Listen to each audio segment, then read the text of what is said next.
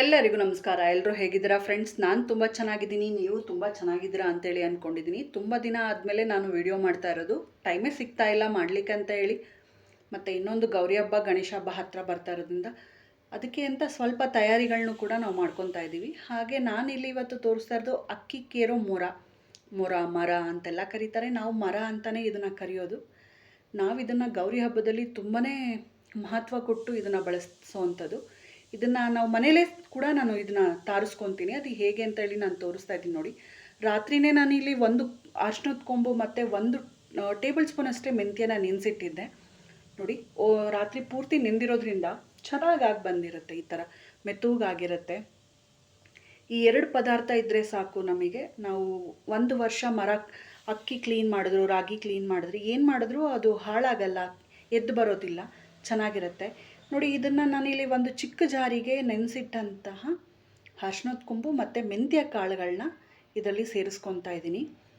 ಇದಕ್ಕೆ ಸ್ವಲ್ಪನೇ ನೀರು ಸೇರಿಸ್ಕೊಂಡು ನಾವು ರುಬ್ಕೊಳ್ಬೇಕಾಗತ್ತೆ. ಪೇಸ್ಟು ಅಂದರೆ ಈ ಪೇಸ್ಟ್ ಹೇಗೆ ಅಂತ ಅಂದರೆ, ನಾವು ದೋಸೆ ಹಿಟ್ಟಿಗೆ ಸಂಪಳ ಹೇಗೆ ರೆಡಿ ಮಾಡ್ಕೊತೀವಲ್ಲ ಅಷ್ಟು ನುಣ್ಣಗಾಗಬೇಕು, ಅಷ್ಟು ಚೆನ್ನಾಗಿರುತ್ತೆ ನೋಡಿ. ಇದೇ ಬಟ್ಲಲ್ಲಿ ನಾನು ಮುಕ್ಕಾಲು ಬಟ್ಲಷ್ಟು ನೀರನ್ನ ಇದಕ್ಕೆ ಸೇರಿಸ್ಕೊತಾ ಇದ್ದೀನಿ. ಅಷ್ಟು ನೀರು ತೊಗೊಳುತ್ತೆ. ನಾನು ತುಂಬ ಮರಗಳು ಇಟ್ಕೊಂಡಿದ್ದೀನಿ, 4-5 ಇದೆ, ಹಾಗಾಗಿ ನನಗಿಷ್ಟು ಬೇಕಾಗತ್ತೆ ನೋಡಿ. ಈ ರೀತಿ ಸ್ವಲ್ಪನೇ ನೀರು ಸೇರಿಸಿ ನಾನಿಲ್ಲಿ ನೋಡಿ ಈ ಥರ ತುಂಬಾ ನೈಸಾಗಿ ರುಬ್ಕೋಬೋದು. ಈ ಥರ ಆಗುತ್ತೆ ನೋಡಿ. ಇಷ್ಟ ಆದರೆ ನಮಗೆ ಈ ಮಿಶ್ರಣ ಪೇಸ್ಟ್ ಅನ್ನೋದು ರೆಡಿ ಆಗಿರುತ್ತೆ. ಇವಾಗ ನಾನು ಇದನ್ನು ತೆಗೆದಿಟ್ಕೊತೀನಿ. ಮರಗಳನ್ನ ನಾನು ರೆಡಿ ಮಾಡಿಟ್ಟಿದ್ದೀನಿ.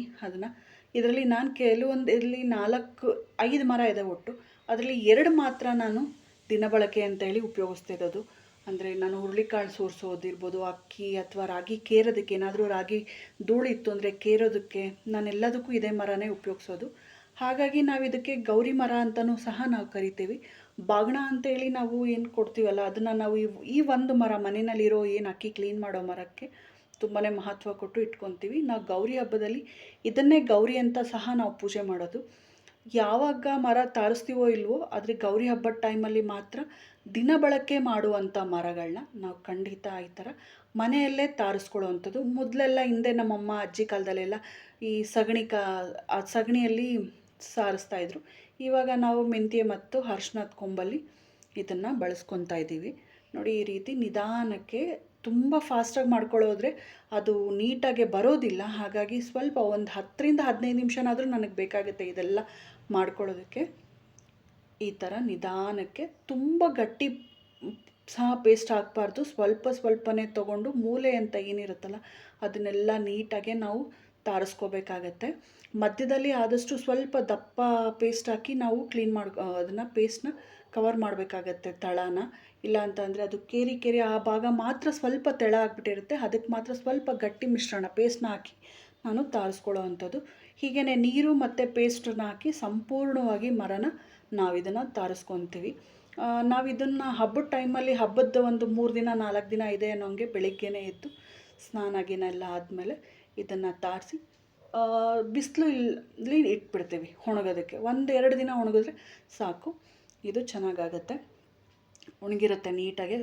ಈಗಂತೂ ತುಂಬ ಮಳೆ ಚಳಿ ಇರೋದ್ರಿಂದ ಸ್ವಲ್ಪ ಒಂದು ವಾರದ ಮುಂಚೆನೇ ನಾವು ಇದನ್ನು ತಾರಿಸ್ಕೊಂಡ್ರು ನಡೆಯುತ್ತೆ ನೋಡಿ. ಈ ರೀತಿ ನಿಧಾನಕ್ಕೆ ಎಲ್ಲ ಕಡೆಯೂ ಒಂದು ಮೂಲೆನೂ ಬಿಡದ ಹಾಗೆ ನಾವು ಈ ಮೆಂತ್ಯ ಮತ್ತು ಅರ್ಶಿನದ ಕೊಂಬು ಏನು ಪೇಸ್ಟ್ ರೆಡಿ ಮಾಡ್ಕೊಂಡಿರ್ತೀವಲ್ಲ ಅದನ್ನು ನಾವಿಲ್ಲಿ ತಾರಿಸ್ಕೊಳ್ಳೋ ಅಂಥದ್ದು ನೋಡಿ. ನೀಟಾಗಿ ನಿಧಾನಕ್ಕೆ ಮಾಡ್ಕೋಬೇಕು ಆದಷ್ಟು, ಯಾಕೆಂದರೆ ಇದು ಮೆಂತ್ಯ ಕಾಳು ಸ್ವಲ್ಪ ನೈಸಾಗಿ ಪೇಸ್ಟ್ ಜಾರ್ಕೊಳ್ತಾ ಇರುತ್ತೆ. ಹಾಗಾಗಿ ನಿಧಾನಕ್ಕೆ ಫಾಸ್ಟಾಗಿ ಮಾಡಿಕೊಂಡ್ರೆ ಅದು ಬಿದ್ದು ಹೋಗ್ಬಿಡುತ್ತೆ. ಹಾಗಾಗಿ ನಿಧಾನಕ್ಕೆ ಇದು ಮಾಡ್ಕೋಬೇಕು ನೋಡಿ. ಸೆಂಟರ್ ಪಾರ್ಟ್ ಏನಿರುತ್ತಲ್ಲ ಮರದ್ದು, ಅಲ್ಲಿ ಮಾತ್ರ ನಾನು ಸ್ವಲ್ಪ ಜಾಸ್ತಿನೇ ಇದನ್ನು ಹಾಕ್ಕೊತೀನಿ. ನೋಡಿದ್ರಲ್ಲ, ಇಷ್ಟೇ ತುಂಬ ಸಿಂಪಲ್ಲಾಗೆ ನಾವು ತಾರಿಸೋ ಅಂಥದ್ದು. ನಾನು ಸದ್ಯಕ್ಕೆ ಈಗ 2 ಮರ ಮಾತ್ರ ರೆಡಿ ಮಾಡಿ ಇಟ್ಕೊಂಡಿದ್ದೀನಿ. ಆಲ್ರೆಡಿ 3 ನಾನು ಒಣಗಿಸಿಟ್ಬಿಟ್ಟಿದ್ದೀನಿ. ಹಾಗಾಗಿ ಇಲ್ಲಿ 2 ಮರ ಮಾತ್ರ ನಾನು ನಿಮಗೆ ತೋರಿಸ್ತಾ ಇರೋವಂಥದ್ದು. ದಿನ ಬಳಕೆ ಮರ ಅಂತೇಳಿ ನಾನು ಏನು ಹೇಳ್ತೀನಲ್ಲ ಅದನ್ನು ಮಾತ್ರ. ಇದಕ್ಕೆ ನಾವು ಬಾಗಣ ಇಟ್ಟು ಗೌರಿ ಅಂತೇಳಿ ಪೂಜೆ ಮಾಡ್ತೀವಿ.